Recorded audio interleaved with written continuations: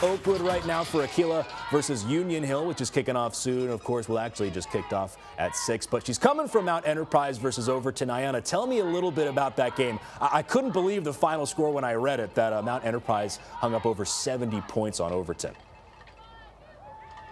You know what, Dan? I can actually believe it. You want to know why? Because they have Kagan Ash, who was literally explosive the whole first quarter, really the whole game.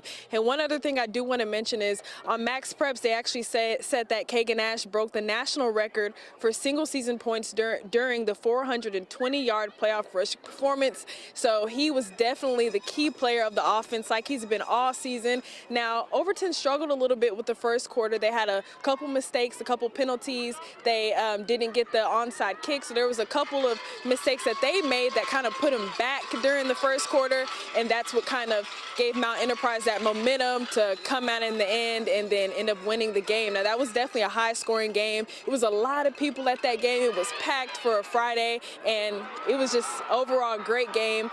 But now I'm in Oakwood, where Union Hill is facing Aquilla. Now, Aquilla is undefeated. They haven't seen a single loss this season.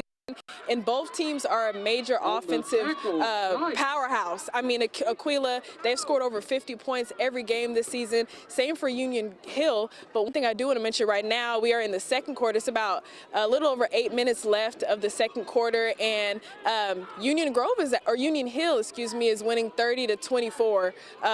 As I said before, I mean, I knew this was going to be a high offensive game. We've seen touchdowns from E.J. Mowry and TC on Aquila's side, and it looks like they just scored again.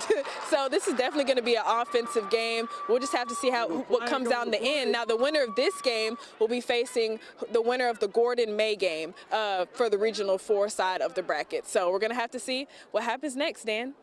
Ayanna, thank you so much. Looking forward to seeing the highlights from that one. Appreciate your hard work today and all season long. All right.